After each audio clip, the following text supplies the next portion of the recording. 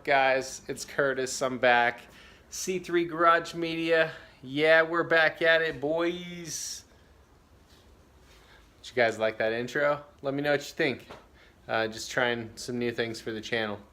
Anyway, so today I am here not only to thank all of you for your subscriptions and likes and comments, but I'm addressing another issue. So I'm waiting for some parts to come in on the car, my steering wheel adapter and some wheel spacers. And one thing I've already had a little issue with, let me show you, is some rubbing on my wheel on the inner fender. You know, it still has these big old metal clips up here and this big metal lip under here. And I know I'm going to be putting new rims on, and I do want to space the wheels. I do want to do a little bit of an angle kit in the front. So, okay, guys. So we got the Eastwood fender roller flare tool.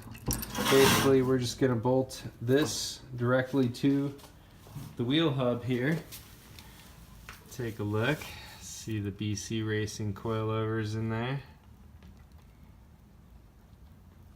Some intercooler peeking through, or intercooler pipe. So we're just going to go ahead and bolt that right to the hub and adjust it to the fender flare.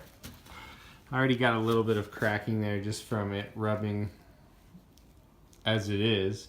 But I totally recommend before you use the flare tool that you use a heat gun or hair dryer and go along the rim of the inner fender.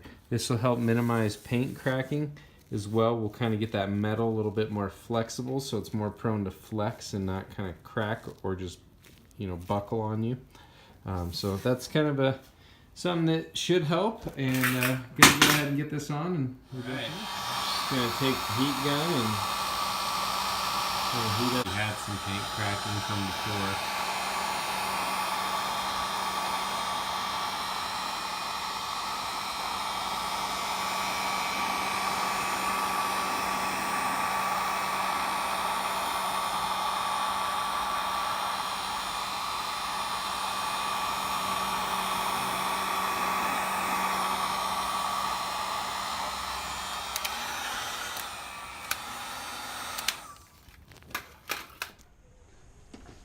It's rolling pretty nicely. Just have one little wrinkle right here I need to pull in.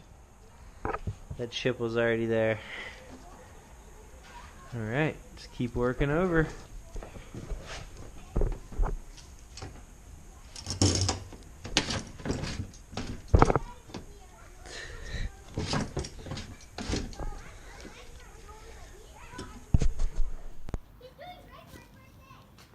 Hey, so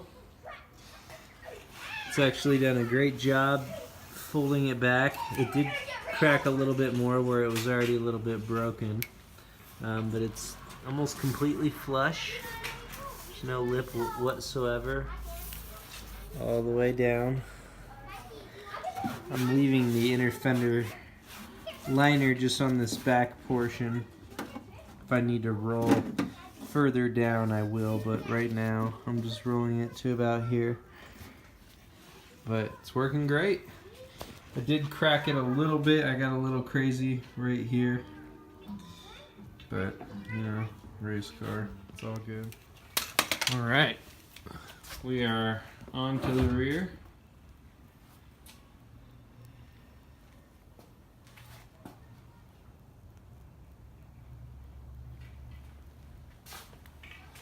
And this time I am going to heat it very, very, very well. So I'm just gonna fold this in a little bit. Just get it started.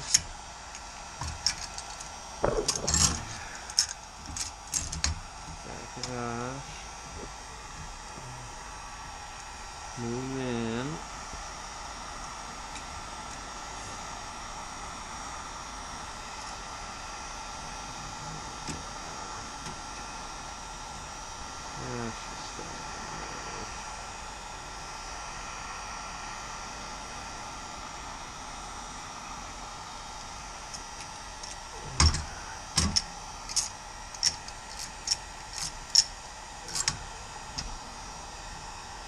There you go.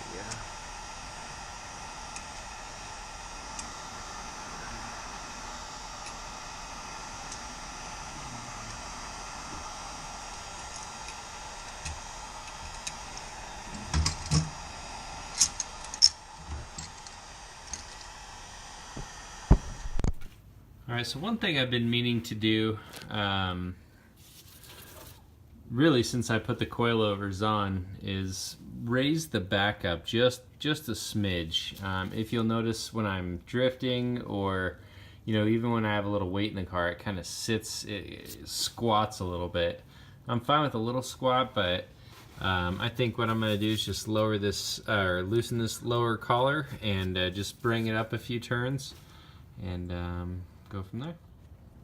So I wanted to show you guys how I get my coilovers exact on both sides. So basically what I did is I raised the back up just a few notches on each side because I felt like it was squatting a little bit too much, not only when I was drifting, but if I had load in the back. Now that I got these tucked in, I'm not quite so worried about them rubbing. So anyways, I've gotten it adjusted. What I did is I take my calipers here and I use the inside spreads, and I use that to measure the distance on each caliper. That way I can get them set almost exact, perfect on each side. As you can see here, I've raised it about 3 or 4 threads in height. So I'm gonna go ahead and lock that in place, and all right, now we're gonna go ahead and wrap up the driver's side fender flares as well, or fender rolling as well. I'm going to go ahead and raise this coilover like I did the other one. Get a little bit more height back here. Okay, you guys can see I'm just starting to get this fold started on the rear fender here on the driver's side. I like to just kind of work my way around and just slowly start folding the edge over.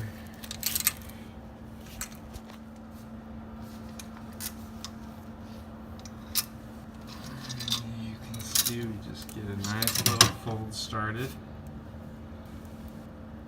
And back it off. Work down a little bit. Go ahead and get that fold started too. And you just work your way down until you can get it to where we can kind of really start rolling it along this inner fender.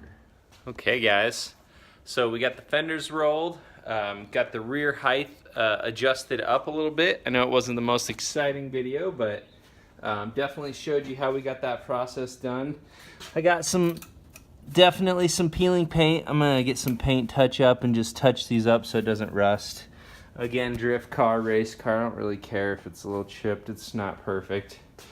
The front, we had a little bit of cracking right up top here, just a little bit of denting, but they flared out nicely.